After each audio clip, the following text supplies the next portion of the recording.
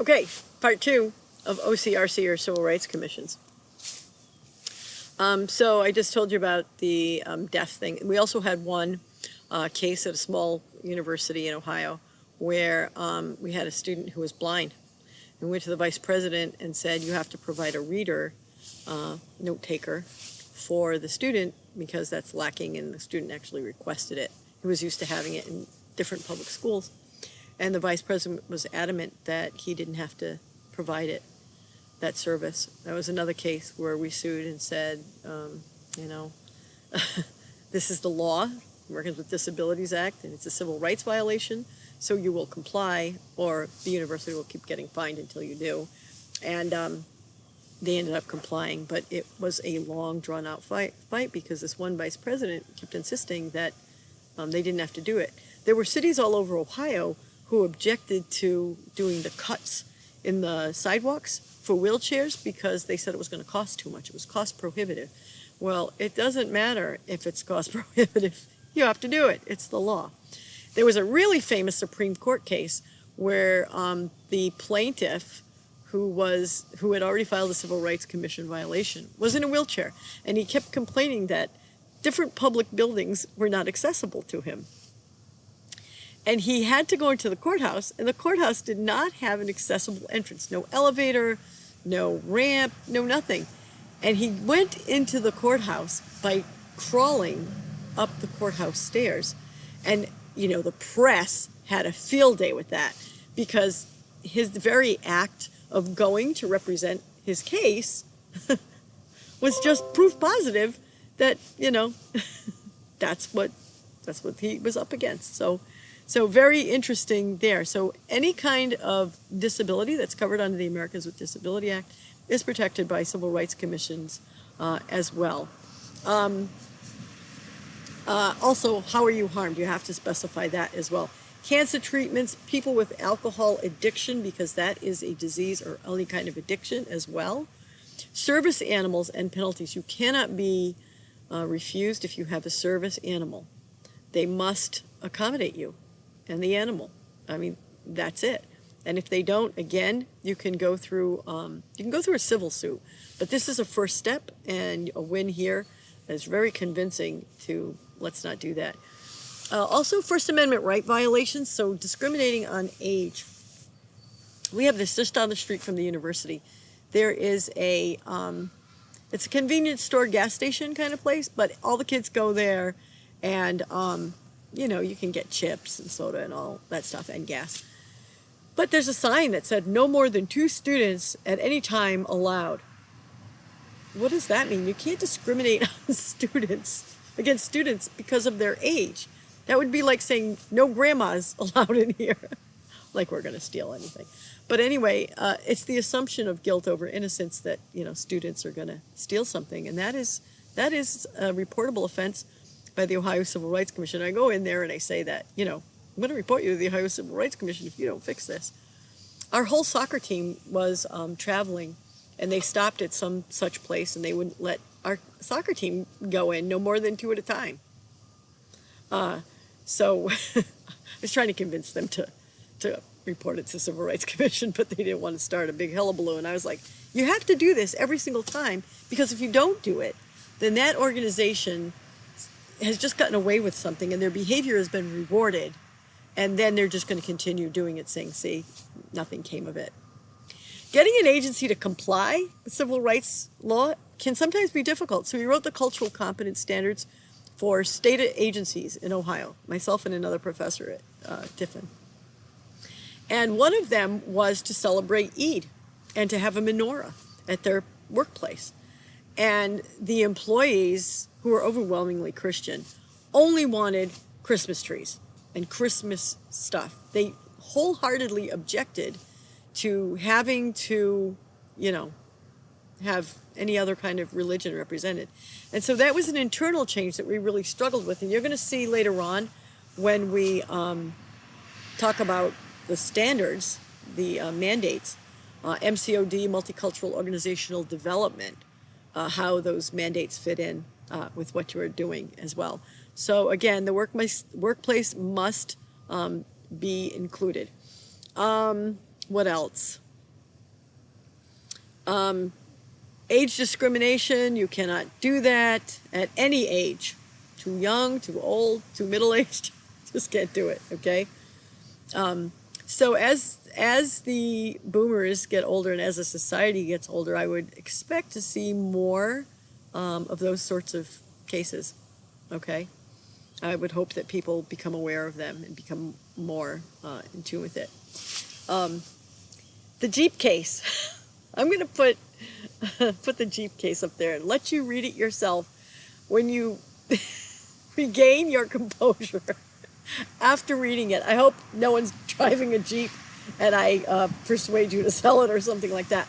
But the actions of sexual harassment and sexual activity coming off the Jeep Wrangler line, oh my God, what a scandal. And it hit the press as made national news. I'm just going to put it up there. But you can't do that. Sexual harassment is a big deal. We also had a place in Toledo that was a huge furniture store, just huge. Everybody knew it. Everybody shopped there. And it wasn't too long before African-American individuals noticed that they were not able to secure credit with this agency, it was a furniture store. So they couldn't get credit. And the woman who usually does this, I just love her. She is so sassy and she does not play, not at all. Anyway, so she kept getting these complaints, these write-ups, and she decided, I'm going to look into it. So one day she went down there, surprised them, shut the place down, asked all the employers and managers to leave and leave your records, all your books, everything, all your logs, all your receipts right here. I want to see it and I want access to all your computers.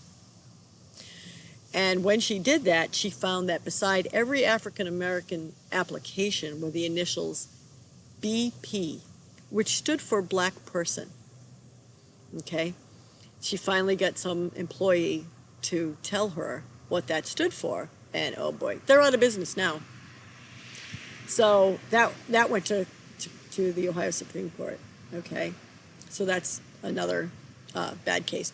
There's also another case, it's a video I'm putting up for you to see, about the city of Zanesville, Ohio, which is a city in Ohio, pretty big actually, that had a section of the town that did not ever have running water.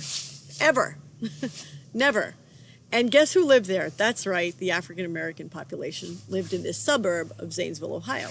Well, so here's Zanesville, here's the suburb with no water, and then these developers came in and wanted to make these upscale housing units here, just north of the African-American community suburb. And instead of putting a pipeline through, clear shot, they went around. And in court, they literally said, Black people don't want water. They don't want running water. They literally said this in court, which is so funny. You know, sometimes you just can't believe it. So I'm going to send you the video on that. I think it was like, I think it was like in the 90s. But anyway, it was, I think they got $9 or $10 million, maybe more. I can't remember off the top of my head. But it was quite newsworthy and quite a big settlement that in this day and age to say that they didn't want water. Just crazy.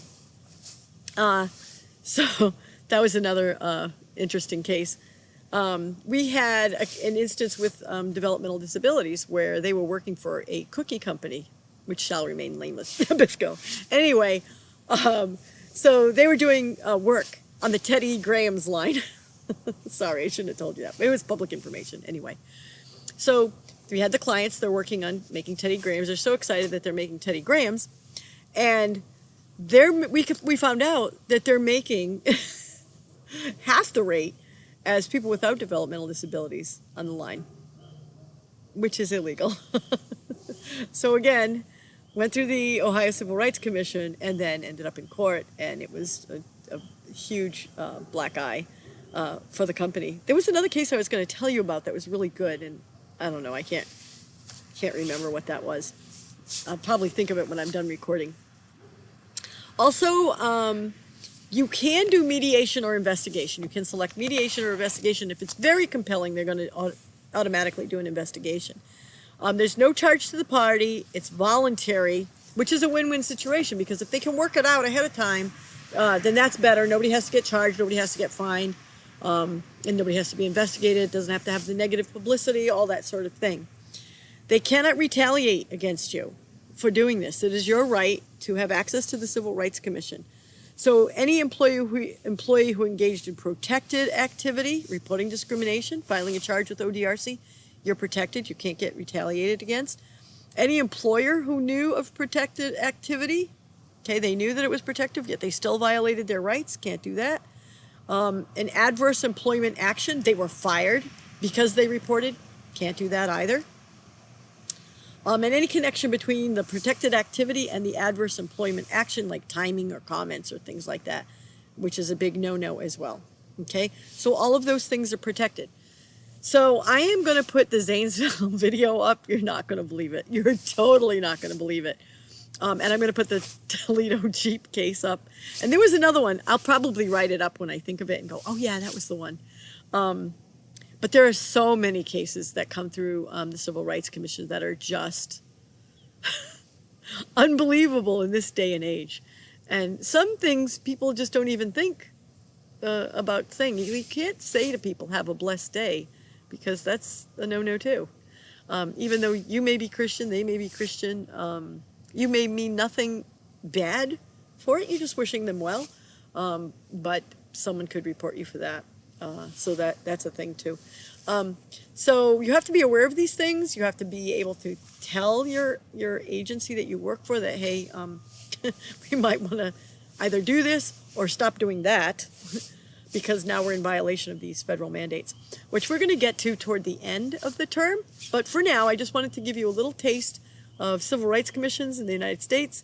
So be on the lookout for those things. And I think that's it. So have a happy Halloween. Go for the full-size bars. It's a great day to be a dragon. See you guys later.